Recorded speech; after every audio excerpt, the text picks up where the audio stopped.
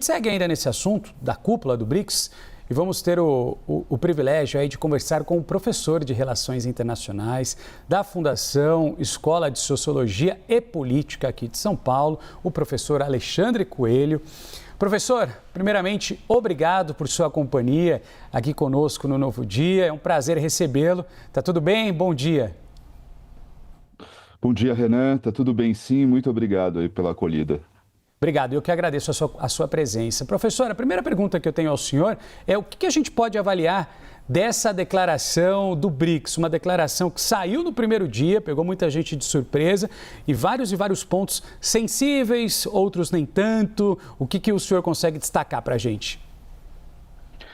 Sim, de fato tem algumas declarações dentro desse documento que são genéricas, né, que apontam para a importância do multilateralismo, a importância de uma reforma nas instituições de Bretton Woods, tais como o Conselho de Segurança da ONU, e existem aí pontos positivos e negativos. Entre os pontos positivos, obviamente, seria a liderança do Brasil em condução de acordos internacionais, ou melhor, de fóruns internacionais, de encontros internacionais, porque não é necessariamente aí um acordo. Então, a condução da cúpula por parte do Brasil mostra aí uma importância regional, de liderança regional aqui na América do Sul e também de uma das lideranças do chamado Sul Global. No entanto, eu acho que tem pontos negativos, e aí eu gosto de falar sobre a questão ucraniana, o que eu chamo de seletividade, né? O que eu chamo aí de neutralidade seletiva, se é assim que a gente pode dizer, em relação, por exemplo, aos ataques ucranianos à Rússia, né? É claro que aí teve uma vitória, a meu ver, diplomática da Rússia sobre os demais membros do BRICS, na medida em que a posição ucraniana é de defesa e de ataques pontuais ao território russo. Por outro lado, é a Rússia que viola flagrantemente o direito internacional e a soberania da Ucrânia, isso que vem ocorrendo desde 2014 e acabou se intensificando em 2022 com a invasão russa à Ucrânia, né? Então eu acho que esse é um ponto que mostra e que dificulta para o Brasil se manter numa posição diplomática mais equilibrada e equidistante dos outros países. Porque, afinal de contas, o Brasil também tem interesses junto à União Europeia, por exemplo, e junto aos Estados Unidos. Então, eu acho que se há um dos pontos a criticar, existem outros, obviamente, mas se há um dos pontos a criticar, seria esse. Talvez a posição do Brasil, ou melhor, a do BRICS, pudesse ser um pouco mais equilibrada no que se refere à questão ucraniana, né? No mais, acho que não há muita diferença em relação a Kazan, né?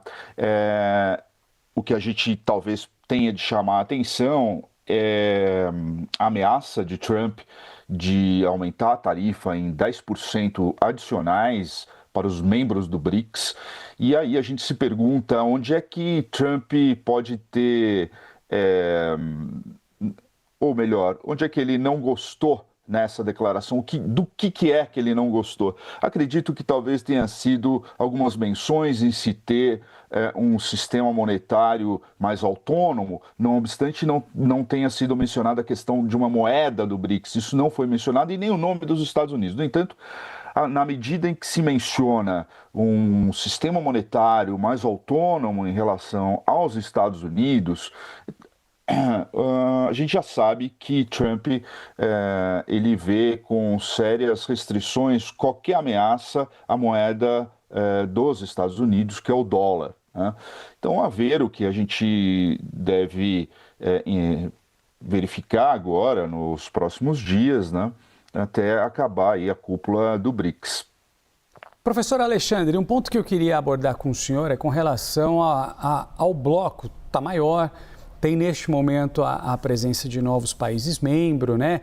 Isso também dificulta, de certa forma, as articulações. Na sua opinião, esse texto mais robusto, esse texto que abordou e incorporou mais pontos, tem muito a ver também com a dificuldade de conseguir, de certa forma, aglutinar tantas ideias, tantos pensamentos e tantas necessidades diferentes agora, né, que a gente tem, mais uma vez, volto a falar, um bloco maior com novos integrantes.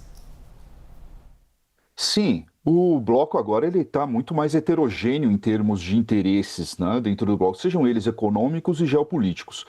Inclusive, com a entrada do Irã, veja que a reunião do BRICS ela se tornou, está se transformando numa reunião de um grupo com características e com foco em geopolítica, ao invés de um foco mais econômico e financeiro, como era no período logo após a crise de 2008. Aliás, foi por causa da crise de 2008 que o bloco, o BRICS, esse grupo que hoje é muito heterogêneo em termos de interesses, principalmente geopolíticos, ele se fortaleceu. No entanto, a guerra do Irã, né, Irã versus Israel, esse recente conflito, a guerra da Ucrânia e também a guerra tarifária liderada por Donald Trump, agora junto ao comércio internacional que atinge todos os países, obviamente impacta o BRICS e acaba impactando muito mais em termos de uma declaração mais enxuta, mais compacta, mais robusta, porque há diversos interesses agora. Você tem, por exemplo, Índia e China dentro do grupo, que aliás a gente já tinha antes, mas nós temos Egito, Etiópia, nós temos Irã, por exemplo, que não aceita o Estado israelense, né? Ao invés de você ter dois países, ou seja, dois estados, que seria a Palestina mais Israel, Irã, por exemplo, não aceita a existência de Israel, né? Nós temos também a questão envolvendo a Rússia, né? Que agora a gente ficou muito claro aqui o peso que tem a Rússia dentro das negociações, ou seja, veja a força da influência diplomática russa dentro do grupo, para uma declaração em que se condena os ataques pontuais ucranianos, que sem considerar que a Ucrânia está agindo em autodefesa, né? Ou seja, se relativiza aí uma agressão ao direito internacional, que foi a invasão russa, né, em cima da Ucrânia. Então, de fato, nós temos um grupo muito heterogêneo e na medida em que se aumenta esse grupo, mais difícil vai ficar para se chegar a qualquer conclusão prática, a não ser retórica, né?